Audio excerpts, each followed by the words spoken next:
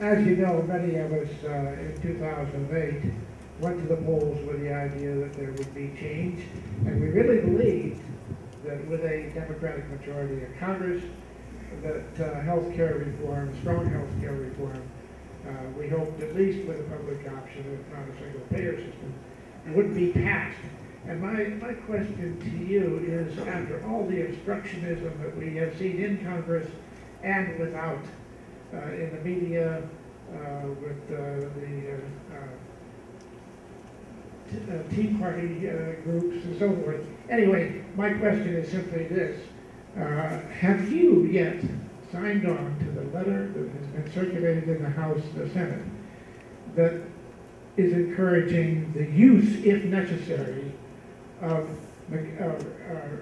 reconciliation to go ahead and pass some sort of health care reform, including a public option?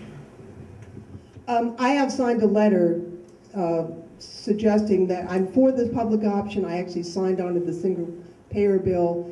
I didn't know there was a letter on reconciliation, but I've told Dick Durbin, who's the majority leader in the Senate, they ought to use reconciliation. I mean, and for, reconciliation sounds like it's some weird, process. It's a majority vote.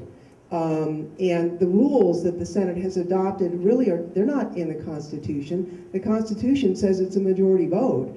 They don't say it's 2/3. They don't say one of the 90, one of the 100 gets to do a veto. So I hope that they go back to the Constitution and utilize majority rule and step forward. I can't control the Senate.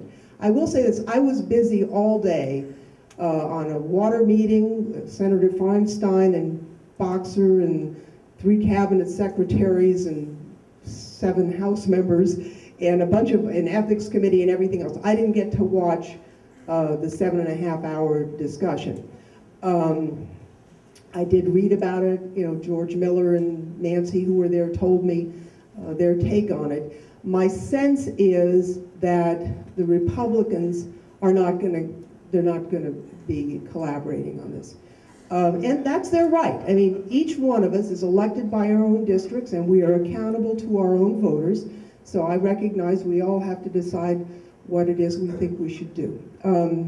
We have actually, the president changed the bill to try and address some of the issues raised by the minority. For example, selling across state lines. You can do that, but there has to be a framework that prevents a spiraling down of the system. And so with minimum federal standards and state compacts, and then as a fallback, a federal exchange, there was a thought that we would actually move forward, and that's in the proposal, but it was not accepted by the minority.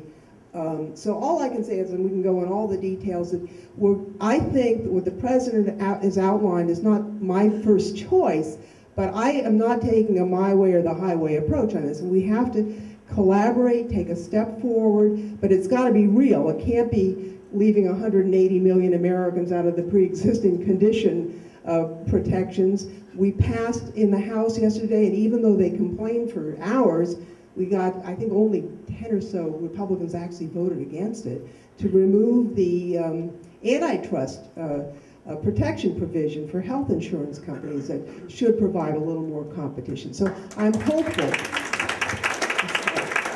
I'm hopeful we can make progress. And if you're frustrated, it probably doesn't help you much, but I'm frustrated too. We're trying to make progress on this. Yes, sir.